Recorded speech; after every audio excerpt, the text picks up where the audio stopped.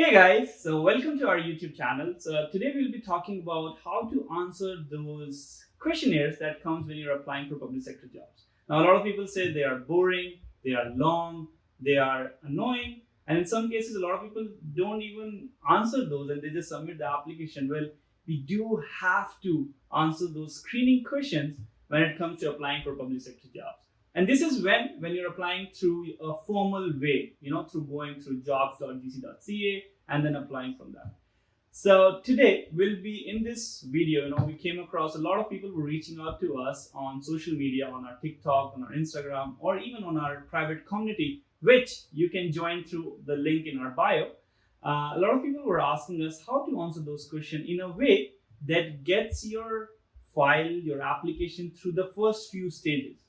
And how I learned this is from the past couple of years. I've been working within the public sector, and currently it's my fourth public sector job, and I have done many of these applications in the past couple of years. So today I'll be showing you what strategy, what steps, and how I brainstorm before writing any questionnaire. Make sure to watch it till the end because I'll be going over some strategies that are very crucial, and you have to keep in mind whenever you're answering any question when it comes to applying for a public sector job. So without further ado, let's jump straight in. And also guys, over the past couple of months, I came across the stats that says a lot of people are enjoying our videos. However, they are not pressing the subscribe button. So please do that because that really helps us to keep on providing value like this. So make sure to subscribe that button. And without further ado, let's jump straight in. So today, if you come across whenever we are going on a job application, this is the page that comes up, and we're gonna go on screening questions. Now, once you're on this and this comes up, if you're applying for a public sector job, these are the very normal way, the very normal process that's gonna be everywhere in any position that you're applying for. And they're gonna be random questions, and out of them, it's gonna be like 8 to 10 questions. Usually, it depends. But on an average, there are like 8 to 10 questions in any application. And if you've ever applied for these kind of positions, you're pretty sure that these are pretty mandatory, and you have to be very accurate when it comes to answering these questions. So these, and it seems like these questions are pretty straightforward. Some, if you look at them, it's like, do you have experience providing customer service, or do you have experience providing administrative support service? These, if you see these questions can be answered by saying yes or no, but actually you have to give them a small a paragraph for it, and even they have started mentioning this, approximately 300 words you should mention in an answer. And this is amazing, right? Because the best part here is that they have started giving you a summary that what exactly are they looking for. A couple of years back when I used to fill out these questions, they used to be just one liner, and we got to know about this after a couple of months through learning, through getting rejected when I used to apply for these positions initially. And some of my managers, some of my network people, they told me that you have to follow this strategy, which I'm pretty amazed that they have started showing it to everyone, which has definitely helped a lot of people to have a clear mindset before starting to answer these questions. So let's start with that. If you see, there is written, you have to describe the situation, you have to go over the task, you have to go over action, and you have to go over result. Now, if you notice here, what does that mean? That means they are asking you to answer these questions using STAR methodology. Now, what is the STAR methodology? It's nothing. It's situation, T for task, A for action, and R for result. They're asking you to follow the STAR methodology. Public sector, they love it. Whenever, not just in questionnaires, even if you clear these stages and now you're in interview, whenever they ask you any question, they are always looking for answers in STAR method. So this is a very crucial tip. Always keep in mind. So before starting that, you have to start brainstorming. Don't just jump into answering these questions. I would like you to first do some brainstorming. Roughly make a structure of your answer. For me, if they're asking me provide a customer service experience, I would be going back in my second year. I worked as a co-op student within public sector, and there was a project that I was working on that required me to be involved with a lot of people within the department or our clients or our customers basically. So, I would be sharing that in this answer. Now, I can use that example, right? But say if you don't have a direct, experience regarding customer service, you can even use your experience with working in a restaurant or working in a call center or working in a warehouse. Always try to make sure wherever you were facing a client or a customer, you can write those experience in this answer. So you have to make sure, a lot of people come to us and they mention that, hey, what should we write if we don't have any experience or if we don't have anything directly related to customer service or anything what they're looking for? Always try to look for a volunteer work that you did or a group project that you did or a part-time job that you did. Relate to that, because these kind of answers going to help you pass on these screening questions.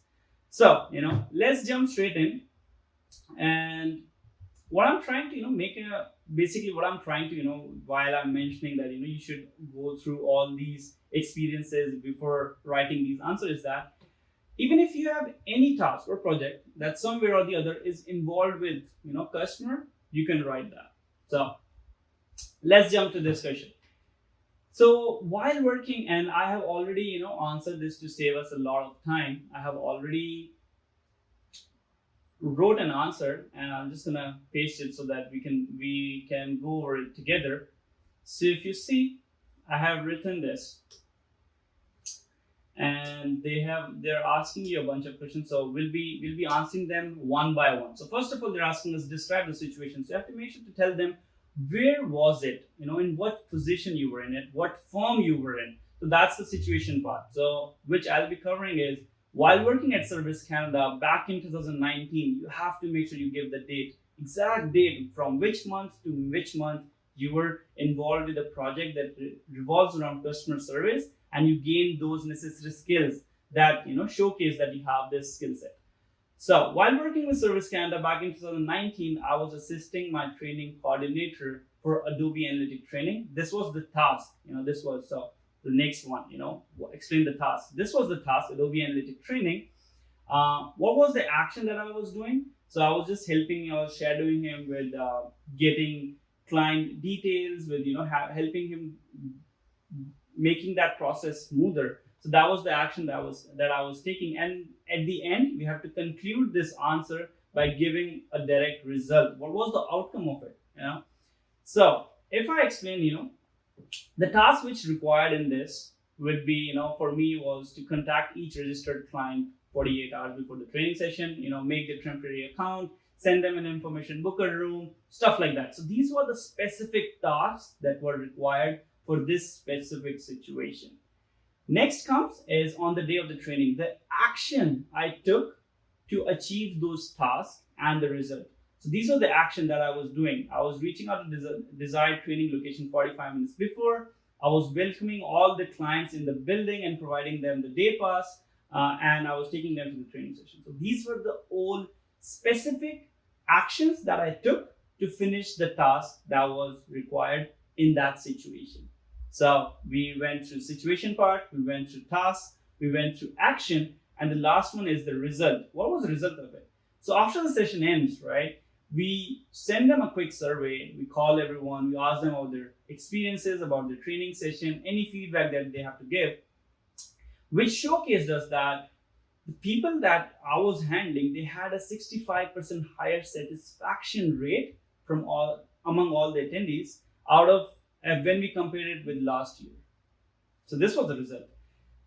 And this is one of the best examples that I can give you that has used STAR methodology, situation, task, action, results while I was answering it.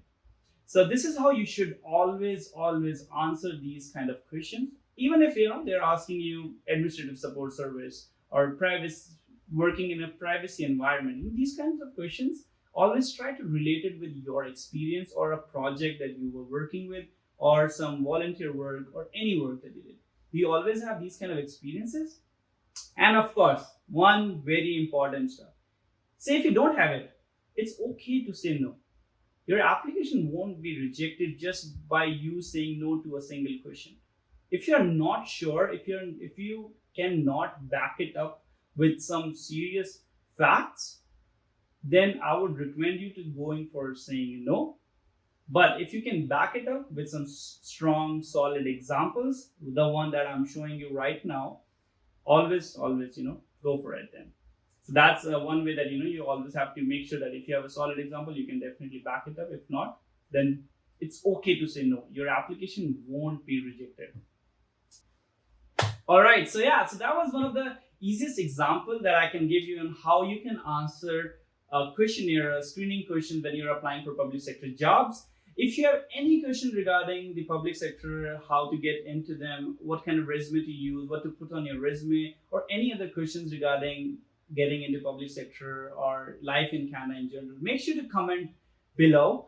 Also, you can download our editable resume, the resume that I use when I'm applying for these kind of positions, from the link below.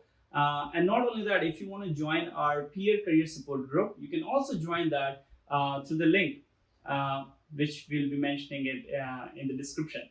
So other than that, that was pretty much it with this video. If you have any other questions, feel free to reach out to us and we would love to help you out with that. Until then, thank you, take care, best of luck.